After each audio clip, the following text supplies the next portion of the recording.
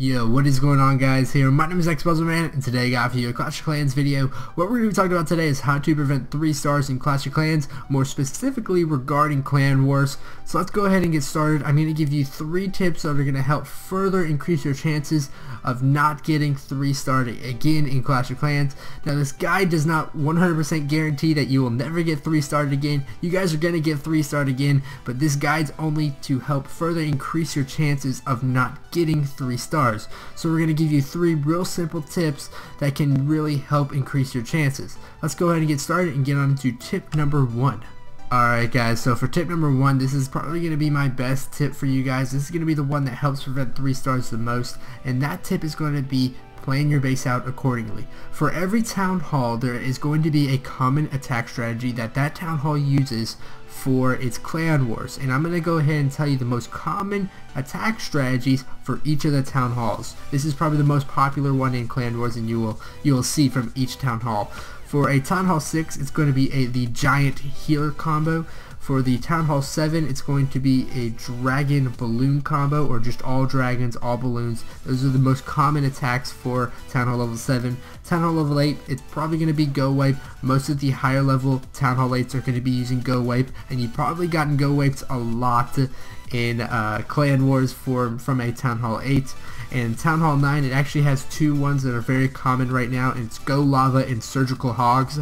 And then in Town Hall level 10, it's going to be GoWiWi. So all these attack strategies are pretty much grouped together, and these, I'd say, are the most common, most powerful attack strategies that are out right now or in the game right now. And what you need to do is you need to plan your base accordingly to those attack strategies. So if you're a Town Hall level 9, what I'd recommend doing is finding an anti-Go Lava or an anti-Surgical Hogs. Whichever one you see more, go ahead and make a base accordingly to try to prevent that. And what I'm going to go ahead and do for each town hall, I'm going to kind of link a video in the top right corner. You're going to see the base right there, and that's going to be a base that I was kind of able to find, just a little bit of a template of a base that kind of is really anti that attack strategy. So for a Town Hall level 6 giant healer, here's the base for that.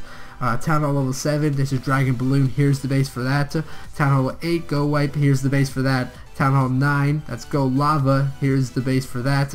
Town Hall 9, Surgical Hogs, that will be the base for that right there. And then Town Hall level 10, that's GoWiWi, that will be the base for right there. So you can click on all those and go to the video and see how they made that base. But those are some kind of easy templates to make that will help prevent against those common attack strategies. And most of you guys know in clan wars, what happens is you get paired up with the town hall that is most similar to you, and that's kind of like the recommended target. So if you're a Town Hall level 6, most likely a Town Hall level 6 is going to attack you.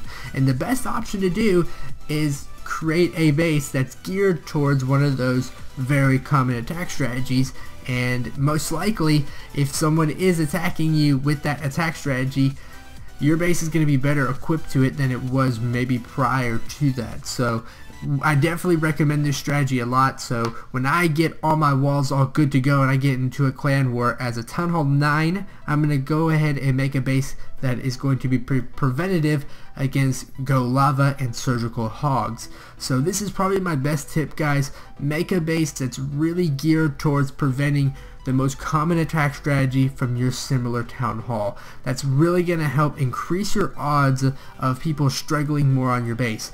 Now, it kind of would suck though for the fact that maybe a Town Hall level 10 attacks you or Town Hall level 9. You can't really help that. These are all strong bases, but they're more geared towards other, similar town halls. We're trying to kind of group and make a most common average, what's most likely going to happen to you in a clan wars. You're most likely going to get attacked by a town hall that's similar to you, and then the most likely situation out of that is going to be the most likely attack strategy. So we're just trying to get the greatest probability that's going to happen to you, and most likely it's going to be your same town hall in that common attack strategy.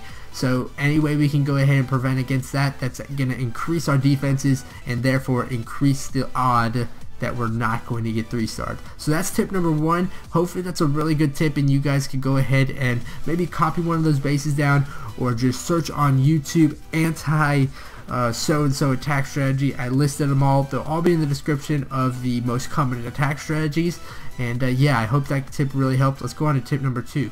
Alright guys, I realized I kind of listed those off way too fast, so I just wanted to go ahead before I start into tip number 2, just go ahead, it will all be in the description. All the bases you see, they will be linked up in the description. So if you see a Townhall level 6 giant healer, I'm going to have right below the link to the base that prevents that. So go ahead, figure that out. That's all in the description. Let's go on to tip number 2. Tip number 2, and this is probably not very out of the norm. It's very common. You see it all the time, but I know several situations that have occurred where when someone goes ahead and is not able to finish off the builder's hut, and that in turn leads to only a 2-star. So what I recommend doing is, if you're not in use of those builder's huts, go ahead and place those bad boys in the corners. If you can go ahead and do those, try to hide them away, try to keep them very far distant from your base, because what's going to happen is someone's going to go all out on your base. They might get all of it done, they have very depleted forces, and then they forget about that builder's hut, and it's really quite the bummer. So that's just a little tip. That is for someone who's kind of recklessly in attack and they kind of forget about these builders huts right here. Something it could kind of prevent and hurt is if you put those builders huts in range of your clan castle. So as you can see right here, your clan castle, if you put it in relative range at all, someone's going to try to lure that out, and that's going to be bad. So don't put it in range of your clan castle, because that just gives the enemy an excuse to draw your troops out. So that is a way you can do it right here. You don't have to do this tip, but putting your builders huts, everyone knows that, but it's just a tip that maybe you kind of forgot about. I'm just trying to re-enlighten you on that.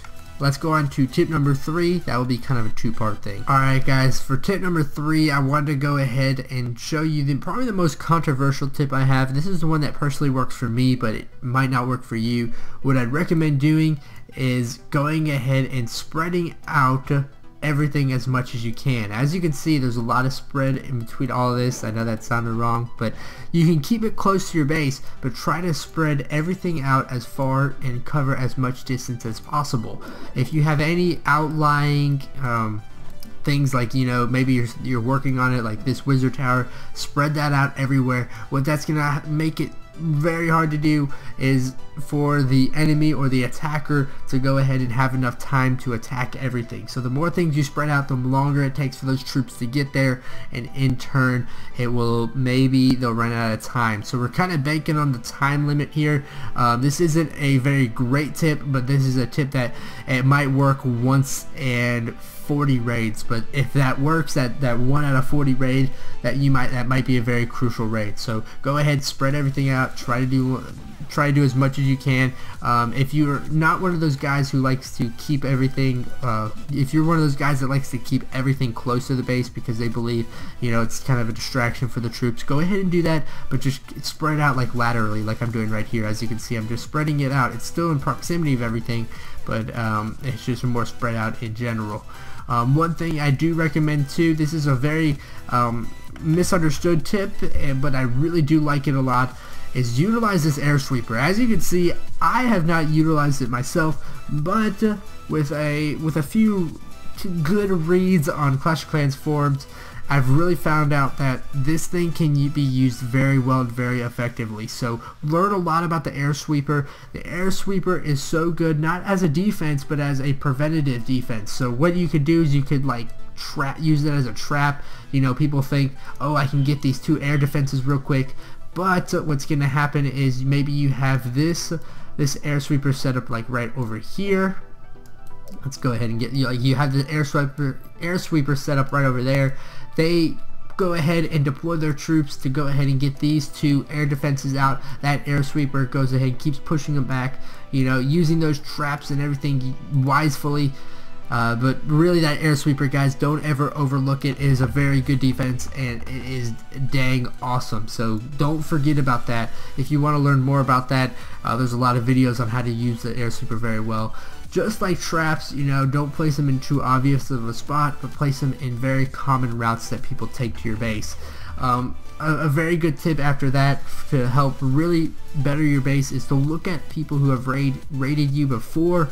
See where the most common vantage point is where they go ahead and raid. You know, if they really like to go to this side right here, stack up on more defenses on that side, or just stack up on more traps and everything like that. That could eventually help kind of master a base for you. So yeah, that's pretty much all the tips I have for you guys today. I hope you really enjoy them. The first tip is one I very much recommend you guys do, is, you know, find the right base for you, and I hope this really helped a lot, and just kind of helping you guys pick out which base you want to use and how to really prevent a 3-star. Maybe this will prevent half of the 3 stars against you, maybe it'll only prevent 10%, maybe it'll have very good success rates.